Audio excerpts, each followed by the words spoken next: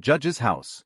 Excerpt. The Judge's House is a classic ghost story by Bram Stoker, the author of Dracula. It's about a young man who is looking for a quiet place to study for his exams. He finds an old, abandoned house that seems perfect, but he learns that it was once owned by a judge who was notorious for hanging people for the smallest crimes. When the time for his examination drew near, Malcolmson made up his mind to go somewhere to read by himself. He feared the attractions of the seaside, and also he feared completely rural isolation, for of old he knew its charms, and so he determined to find some unpretentious little town where there would be nothing to distract him. He refrained from asking suggestions from any of his friends, for he argued that each would recommend some place of which he had knowledge, and where he had already acquaintances. As Malcolmson wished to avoid friends, he had no wish to encumber himself with the attention of friends, and so he determined to look out for a place for himself. He packed a portmanteau with some clothes and all the books he required, and then took ticket for the first name on the local timetable which he did not know. When at the end of 3 hours' journey he alighted at Benchurch, he felt satisfied that he had so far obliterated his tracks as to be sure of having a peaceful opportunity of pursuing his studies. He went straight to the one in which the sleepy little place contained, and put up for the night. Benchurch was a market town, and once in 3 weeks was crowded to excess, but for the remainder of the 21 days it was as attractive as a desert. Malcolmson looked around the day after his arrival to try to find quarters more isolated than even so quiet an inn as the Good Traveller afforded. There was only one place which took his fancy, and it certainly satisfied his wildest ideas regarding quiet. In fact, quiet was not the proper word to apply to it. Desolation was the only term conveying any suitable idea of its isolation. It was an old, rambling, heavy-built house of the Jacobean style, with heavy gables and windows, unusually small, and set higher than was customary in such houses, and was surrounded with a high brick wall massively built. Indeed, on examination, it looked more like a fortified house than an ordinary dwelling. But all these things pleased Malcolmson. Here, he thought, is the very spot I have been looking for, and if I can only get opportunity of using it I shall be happy. His joy was increased when he realized beyond doubt that it was not at present inhabited. From the post office he got the name of the agent, who was rarely surprised at the application to rent a part of the old house. Mr. Carnford, the local lawyer and agent, was a genial old gentleman, and frankly confessed his delight at anyone being willing to live in the house. To tell you the truth, said he, I should be only too happy, on behalf of the owners, to let anyone have the house rent-free, for a term of years, if only to accustom the people here to see it inhabited. It has been so long empty that some kind of absurd prejudice has grown up about it, and this can be best put down by its occupation, if only, he added with a sly glance at Malcolmson, by a scholar like yourself, who wants its quiet for a time. Malcolmson thought it needless to ask the agent about the absurd prejudice. He knew he would get more information if he should require it, on that subject from other quarters. He paid his 3 months' rent, got a receipt, and the name of an old woman who would probably undertake to do it for him, and came away with the keys in his pocket. He then went to the landlady of the inn, who was a cheerful and most kindly person, and asked her advice as to such stores and provisions as he would be likely to require. She threw up her hands in amazement when he told her where he was going to settle himself. Not in the judge's house, as she said, and grew pale as she spoke. He explained the locality of the house, saying that he did not know its name. When he had finished she answered, sure enough, the very place. It is the judge's house sure enough. He asked her to tell him about the place, why so called, and what there was against it. She told him that it was so called locally because it had been many years before, how long she could not say, as she was herself from another part of the country, but she thought it must have been 100 years or more, the abode of a judge who was held in great terror on account of his harsh sentences and his hostility to prisoners at assizes. As to what there was against the house she could not tell. She had often asked, but no one could inform her, but there was a general feeling that there was something, and for her own part she would not take all the money in Drinkwater's bank and stay in the house an hour by herself. Then she apologized to Malcolmson for her disturbing talk. It is too bad of me, sir, and you and a young gentleman too, if you will pardon me saying it, going to live there all alone. If you were my boy, and you'll excuse me for saying it, you wouldn't sleep there a night, not if I had to go there myself and pull the big alarm bell that's on the roof. The good creature was so manifestly in earnest, and was so kindly in her intentions, that Malcolmson, although amused, was touched. He told her kindly how much he appreciated her interest in him, and added, but, my dear Mrs. Witham, indeed you need not be concerned about me. A man who is reading for the mathematical tripos has too much to think of to be disturbed by any of these mysterious somethings, and his work is of too exact and prosaic a kind to allow of his having any order in his mind for mysteries of any kind. Harmonical progression, permutations and combinations, and elliptic functions have sufficient mysteries for me. Mrs. Witham kindly undertook to see after his commissions, and he went himself to look for the old woman who had been recommended to him. When he turned to the judge's house with her, after an interval of a couple of hours, he found Mrs. Witham herself waiting with several men and boys carrying parcels, and an upholsterer's man with a bed and a cart, for she said, though table and chairs might be all very well, a bed that hadn't been aired for maybe 50 years was not proper for young ones to lie on. She was evidently curious to see the inside of the house, and though manifestly so afraid of the somethings that at the slightest sound she clutched on to Malcolmson, whom she never left for a moment, went over the whole place. After his examination of the house, Malcolmson decided to take up his abode in the great dining room, which was big enough to serve for all his requirements, and Mrs. Witham, with the aid of the charwoman, Mrs. Dempster, proceeded to arrange matters.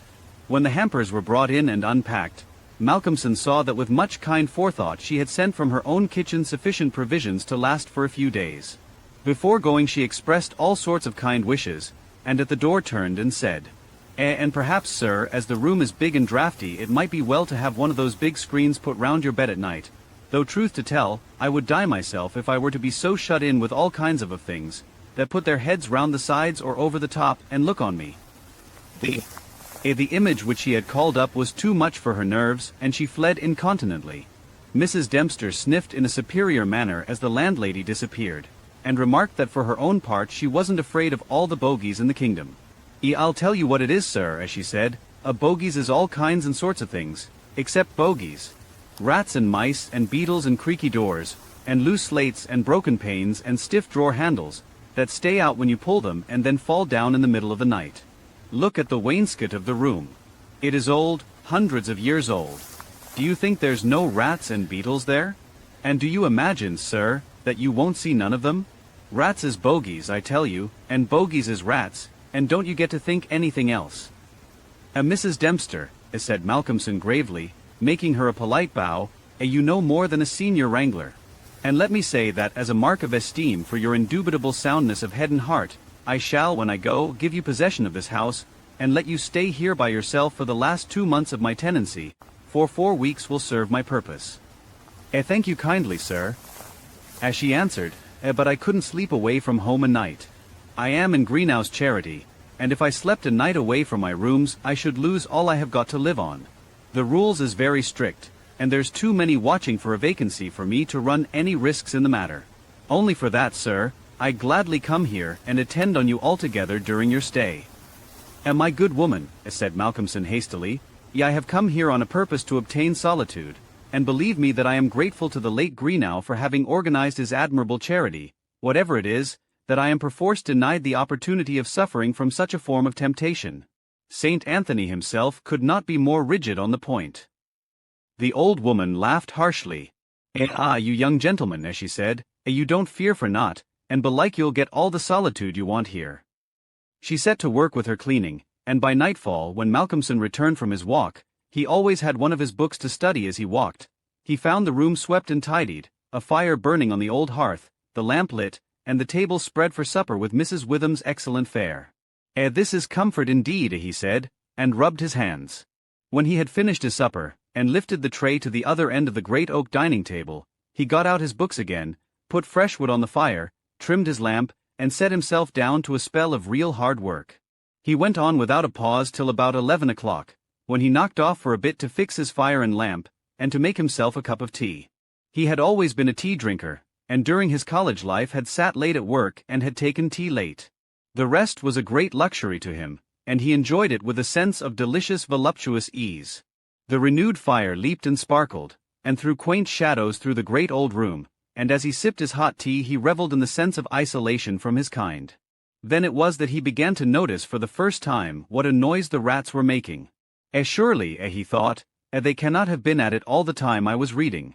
Had they been, I must have noticed it. Presently, when the noise increased, he satisfied himself that it was really new. It was evident that at first the rats had been frightened at the presence of a stranger, and the light of fire and lamp, but that as the time went on they had grown bolder and were now disporting themselves as was their wont. How busy they were, and hark to the strange noises. Up and down the old wainscot, over the ceiling and under the floor they raced and gnawed and scratched. Malcolmson smiled to himself as he recalled to mind the saying of Mrs. Dempster, bogies is rats, and rats is bogies. The tea began to have its effect of intellectual and nervous stimulus. He saw with joy another long spell of work to be done before the night was past, and in the sense of security which it gave him, he allowed himself the luxury of a good look round the room. He took his lamp in one hand, and went all round, wondering that so quaint and beautiful an old house had been so long neglected. The carving of the oak on the panels of the wainscot was fine, and on and round the doors and windows it was beautiful and of rare merit. There were some old pictures on the walls, but they were coated so thick with dust and dirt that he could not distinguish any detail of them, though he held his lamp as high as he could over his head. Here and there as he went round he saw some crack or hole blocked for a moment by the face of a rat with its bright eyes glittering in the light, but in an instant it was gone, and a squeak and a scamper followed. The thing that most struck him, however, was the rope of the great alarm bell on the roof, which hung down in a corner of the room on the right-hand side of the fireplace. He pulled up close to the hearth a great high-backed carved oak chair, and sat down to his last cup of tea. When this was done he made up the fire, and went back to his work, sitting at the corner of the table, having the fire to his left. For a little while the rats disturbed him somewhat with their perpetual scampering, but he got accustomed to the noise as one does to the ticking of the clock or to the roar of moving water, and he became so immersed in his work that everything in the world, except the problem which he was trying to solve, passed away from him. He suddenly looked up, his problem was still unsolved, and there was in the air that sense of the hour before the dawn, which is so dread to doubtful life. The noise of the rats had ceased. Indeed it seemed to him that it must have ceased but lately and that it was the sudden cessation which had disturbed him. The fire had fallen low, but still it threw out a deep red glow. As he looked he started in spite of his sang-froid. There on the great high-backed carved oak chair by the right side of the fireplace sat an enormous rat, steadily glaring at him with baleful eyes. He made a motion to it as though to hunt it away, but it did not stir. Then he made the motion of throwing something. Still it did not stir, but showed its great white teeth angrily, and its cruel eyes shone in the lamplight with an added vindictiveness. Malcolmson felt amazed, and seizing the poker from the hearth ran at it to kill it. Before, however, he could strike at the rat, with a squeak that sounded like the concentration of hate, jumped upon the floor, and running up the rope of the alarm bell, disappeared in the darkness beyond the range of the green-shaded lamp. Instantly, strange to say, the noisy scampering of the rats in the wainscot began again. By this time Malcolmson's mind was quite off the problem, and as a shrill cockcrow outside told him of the approach of morning, he went to bed and to sleep. He slept so sound that he was not even waked by Mrs. Dempster coming in to make up his room. It was only when she had tidied up the place and got his breakfast ready and tapped on the screen which closed in his bed that he woke. He was a little tired still after his night's hard work, but a strong cup of tea soon freshened him up, and taking his book, he went out for his morning walk, bringing with him a few sandwiches lest he should not care to return till dinner time. He found a quiet walk between high elms some way outside the town, and here he spent the greater part of the day studying his Laplace. On his return he looked in to see Mrs. Witham and to thank her for her kindness. When she saw him coming through the diamond-paned bay window of her sanctum, she came out to meet him and asked him in. She looked at him searchingly and shook her head as she said, "You must not overdo it, sir. You are paler this morning than you should be. 2 late hours and too hard work on the brains isn't good for any man. But tell me, sir, how did you pass the night?" "Well, I hope. But my heart." "Sir, I was glad when Mrs. Dempster told me this morning that you were all right and sleeping sound when she went in." "Oh, I was all right," he answered smiling, "the some things didn't worry me as yet. Only the rats, and they had a circus, I tell you, all over the place. There was one wicked-looking old devil that sat up on my own chair by the fire, and wouldn't go till I took the poker to him, and then he ran up the rope of the alarm bell and got to somewhere up the wall or the ceiling. I couldn't see where, it was so dark." "Mercy on us," said Mrs. Witham, "an old devil, and sitting on a chair by the fireside." "Take care, sir. Take care." "There's many a true word spoken in jest." How do you mean?" "'Pon my word, I don't understand." An old devil. The old devil, perhaps." There. "Sir, you needn't laugh," for Malcolmson had broken into a hearty peal. "You young folks think it easy to laugh at things that makes older ones shudder." "Never mind, sir. Never mind. "Please God, you'll laugh all the time. It's what I wish you myself." And the good lady beamed all over in sympathy with his enjoyment, her fears gone for a moment. "Oh, forgive me," said Malcolmson presently. "Don't think me rude, but the idea was too much for me, that the old devil himself was on the chair last night." And at the thought he laughed again. Then he went home to dinner. This evening the scampering of the rats began earlier. Indeed it had been going on before his arrival, and only ceased whilst his presence by its freshness disturbed them. After dinner he sat by the fire for a while and had a smoke, and then, having cleared his table, began to work as before. Tonight the rats disturbed him more than they had done on the previous night. How they scampered up and down and under and over. how they squeaked and scratched and gnawed. How they, getting bolder by degrees, came to the mouths of their holes and to the chinks and cracks and crannies in the wainscoting till their eyes shone like tiny lamps as the firelight rose and fell. But to him, now doubtless accustomed to them, their eyes were not wicked, only their playfulness touched him.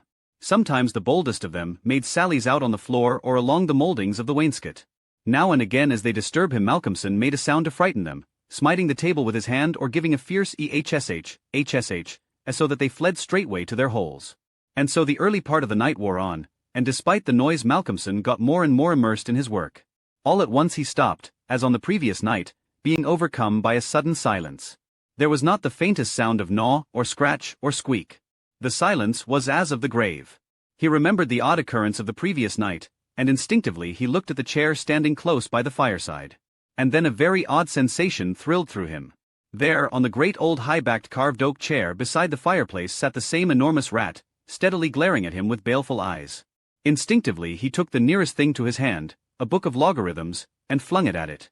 The book was badly aimed and the rat did not stir, so again the poker performance of the previous night was repeated, and again the rat, being closely pursued, fled up the rope of the alarm bell. Strangely, too, the departure of this rat was instantly followed by the renewal of the noise made by the general rat community. On this occasion, as on the previous one, Malcolmson could not see at what part of the room the rat disappeared, for the green shade of his lamp left the upper part of the room in darkness and the fire had burned low. On looking at his watch he found it was close on midnight, and, not sorry for the divertisement, he made up his fire and made himself his nightly pot of tea. He had got through a good spell of work, and thought himself entitled to a cigarette, and so he sat on the great carved oak chair before the fire and enjoyed it. Whilst smoking he began to think that he would like to know where the rat disappeared to, for he had certain ideas for the morrow not entirely disconnected with a rat trap. Accordingly he lit another lamp and placed it so that it would shine well into the right-hand corner of the wall by the fireplace. Then he got all the books he had with him, and placed them handy to throw at the vermin. Finally he lifted the rope of the alarm bell and placed the end of it on the table, fixing the extreme end under the lamp. As he handled it he could not help noticing how pliable it was, especially for so strong a rope and one not in use. You could hang a man with it, he thought to himself. When his preparations were made he looked around, and said complacently, "There now, my friend, I think we shall learn something of you this time." He began his work again, and though, as before, somewhat disturbed at first by the noise of the rats, soon lost himself in his proposition and problems. Again he was called to his immediate surroundings suddenly. This time it might not have been the sudden silence only which took his attention, there was a slight movement of the rope, and the lamp moved. Without stirring, he looked to see if his pile of books was within range, and then cast his eye along the rope. As he looked he saw the great rat drop from the rope on the oak armchair and sit there glaring at him. He raised a book in his right hand, and taking careful aim, flung it at the rat. The latter, with a quick movement, sprang aside and dodged the missile. Then he took another book and a third, and flung them one after the other at the rat, but each time unsuccessfully. At last, as he stood with a book poised in his hand to throw, the rat squeaked and seemed afraid. This made Malcolmson more than ever eager to strike, and the book flew and struck the rat a resounding blow. It gave a terrified squeak, and turning on his pursuer a look of terrible malevolence, ran up the chair, back and made a great jump to the rope of the alarm bell and ran up it like lightning. The lamp rocked under the sudden strain, but it was a heavy one and did not topple over.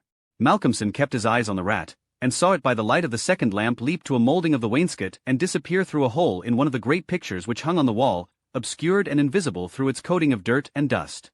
"I shall look up my friend's habitation in the morning," said the student, as he went over to collect his books. "The third picture from the fireplace, I shall not forget." He picked up the books one by one, commenting on them as he lifted them.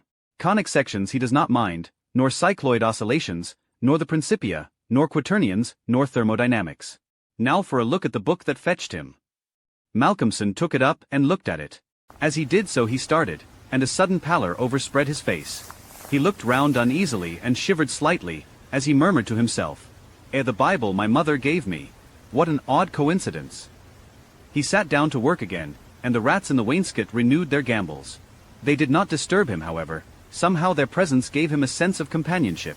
But he could not attend to his work, and after striving to master the subject on which he was engaged gave it up in despair, and went to bed as the first streak of dawn stole in through the eastern window. He slept heavily but uneasily, and dreamed much, and when Mrs. Dempster woke him late in the morning he seemed ill at ease, and for a few minutes did not seem to realize exactly where he was. His first request rather surprised the servant. "Mrs. Dempster, when I am out today I wish you would get the steps and dust or wash those pictures, especially that one the third from the fireplace. I want to see what they are. Late in the afternoon Malcolmson worked at his books in the shaded walk, and the cheerfulness of the previous day came back to him as the day wore on, and he found that his reading was progressing well. He had worked out to a satisfactory conclusion all the problems which had as yet baffled him, and it was in a state of jubilation that he paid a visit to Mrs. Witham at the Good Traveller. He found a stranger in the cozy sitting room with the landlady, who was introduced to him as Dr. Thornhill. She was not quite at ease, and this, combined with the doctor's plunging at once into a series of questions, made Malcolmson come to the conclusion that his presence was not an accident, so without preliminary he said, Dr. Thornhill, I shall with pleasure answer you any question you may choose to ask me if you will answer me one question first. The doctor seemed surprised, but he smiled and answered at once, done. What is it? Did Mrs. Witham ask you to come here and see me and advise me? Dr. Thornhill for a moment was taken aback, and Mrs. Witham got fiery red and turned away, but the doctor was a frank and ready man, and he answered at once and openly. She did, but she didn't intend you to know it. I suppose it was my clumsy haste that made you suspect. She told me that she did not like the idea of your being in that house all by yourself, and that she thought you took too much strong tea. In fact, she wants me to advise you, if possible, to give up the tea and the very late hours. I was a keen student in my time, so I suppose I may take the liberty of a college man, and without offense, advise you not quite as a stranger. Malcolmson with a bright smile held out his hand. Shake, as they say in America, he said. I must thank you for your kindness, and Mrs. Witham too, and your kindness deserves a return on my part. I promise to take no more strong tea, no tea at all till you let me, and I shall go to bed tonight at 1 o'clock at latest. Will that do? Capital, said the doctor. Now tell us all that you noticed in the old house. And so Malcolmson then and there told in minute detail all that had happened in the last 2 nights. He was interrupted every now and then by some exclamation from Mrs. Witham, till finally when he told of the episode of the Bible the landlady's pent-up emotions found vent in a shriek, and it was not till a stiff glass of brandy and water had been administered that she grew composed again. Dr. Thornhill listened with a face of growing gravity, and when the narrative was complete and Mrs. Witham had been restored he asked, The rat always went up the rope of the alarm bell? Always. I suppose you know, said the doctor after a pause, what that rope is? No. It is, said the doctor slowly, the very rope which the hangman used for all the victims of the judge's judicial rancor. Here he was interrupted by another scream from Mrs. Witham, and steps had to be taken for her recovery. Malcolmson, having looked at his watch, and found that it was close to his dinner hour, had gone home before her complete recovery. When Mrs. Witham was herself again, she almost assailed the doctor with angry questions as to what he meant by putting such horrible ideas into the poor young man's mind. He has quite enough there already to upset him, she added. Dr. Thornhill replied. My dear madam, I had a distinct purpose in it. I wanted to draw his attention to the bell rope, and to fix it there. It may be that he is in a highly overwrought state, and has been studying too much, although I am bound to say that he seems as sound and healthy a young man, mentally and bodily, as ever I saw, but then the rats, and that suggestion of the devil. The doctor shook his head and went on. I would have offered to go and stay the first night with him, but that I felt sure it would have been a cause of offense. He may get in the night some strange fright or hallucination, and if he does I want him to pull that rope. All alone as he is it will give us warning, and we may reach him in time to be of service. I shall be sitting up pretty late tonight and shall keep my ears open. Do not be alarmed if Benchurch gets a surprise before morning. Oh, doctor, what do you mean? What do you mean? I mean this, that possibly, nay, more probably, we shall hear the great alarm bell from the judge's house tonight, and the doctor made about an effective an exit as could be thought of. When Malcolmson arrived home he found that it was a little after his usual time, and Mrs. Dempster had gone away. The rules of Greenough's charity were not to be neglected. He was glad to see that the place was bright and tidy with a cheerful fire and a well-trimmed lamp. The evening was colder than might have been expected in April, and a heavy wind was blowing with such rapidly increasing strength that there was every promise of a storm during the night. For a few minutes after his entrance the noise of the rats ceased, but so soon as they became accustomed to his presence they began again. He was glad to hear them, for he felt once more the feeling of companionship in their noise, and his mind ran back to the strange fact that they only ceased to manifest themselves when the other, the great rat with the baleful eyes, came upon the scene. The reading lamp only was lit, and its green shade kept the ceiling and the upper part of the room in darkness, so that the cheerful light from the hearth spreading over the floor and shining on the white cloth laid over the end of the table was warm and cheery.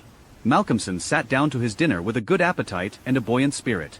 After his dinner and a cigarette he sat steadily down to work, determined not to let anything disturb him, for he remembered his promise to the doctor, and made up his mind to make the best of the time at his disposal. For an hour or so he worked all right, and then his thoughts began to wander from his books. The actual circumstances around him, and the calls on his physical attention, and his nervous susceptibility were not to be denied.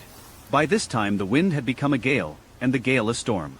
The old house, solid though it was, seemed to shake to its foundation, and the storm roared and raged through its many chimneys and its queer old gables, producing strange, unearthly sounds in the empty rooms and corridors.